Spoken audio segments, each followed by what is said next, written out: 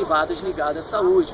Tanto é que eu vi numa entrevista semana passada na TV Senado o presidente da Associação das Empresas de Plano de Saúde, ele dizendo que era absolutamente favorável ao controle dos gastos e da dívida pública brasileira que havia, enfim, diferente dos dados aqui que eu estou mostrando, estavam descontrolados. E é óbvio que cria-se, se você não garante para a população um serviço gratuito, o que você garante, o que você gera imediatamente para as empresas que prestam serviço de saúde? Um aumento de uma demanda absolutamente gigantesco que antes não tinha. Você transforma a saúde em negócio, se a demanda explode, obviamente que você vai ter uma capacidade de arbitrar.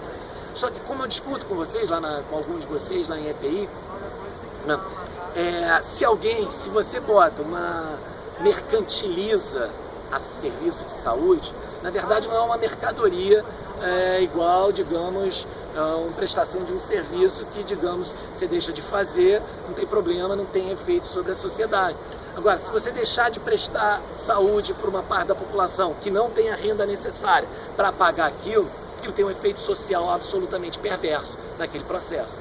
E se o Estado não entra garantindo esse mínimo, essa prestação, essas pessoas vão estar absolutamente desamparadas nesse sentido.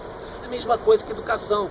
Você, digamos, tira uma turma que tem um guarda-chuva da universidade pública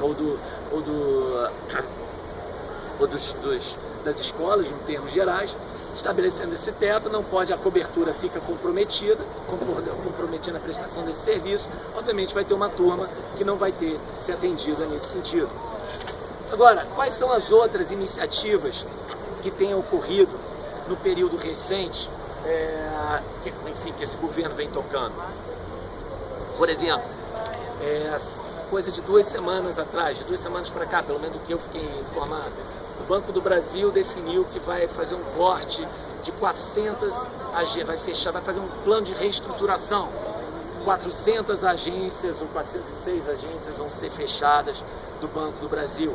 E aí vai ter um plano para estimular, digamos, a aposentadoria a saída de parte dos seus empregados. Caixa Econômica Federal, a mesma coisa. Fechamento de não sei quantas agências. Eu pergunto para vocês, essas empresas, elas estão sendo, essa política em relação a essas duas empresas, são bancos públicos, instrumentos do Estado. Elas são porque essas empresas têm prejuízo, elas operam sem lucro? Não.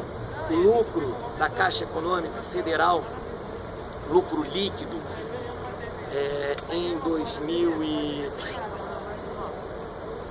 no ano passado, 7,2 bilhões foi o lucro líquido da Caixa Econômica Federal.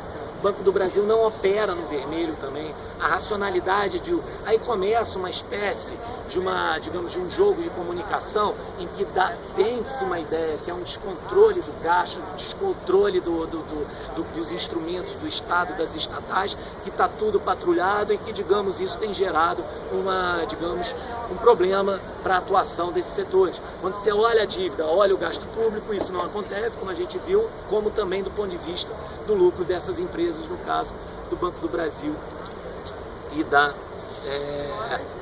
Caixa Econômica Federal. Se vocês olharem, a Caixa Econômica Federal, ela é responsável pelo FIES, Bolsa Família, Minha Casa Minha Vida, agente responsável pelo FGTS, PIS, pelo seguro-desemprego e pelos planos de financiamento de habitação no país.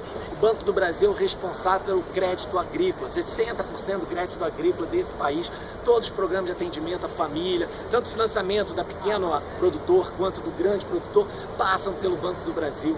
Tá? Você desmontar esses instrumentos, esvaziar a capacidade de ação dessas instituições, é você, digamos, de comprometer a capacidade do Estado de atuar nesse sentido.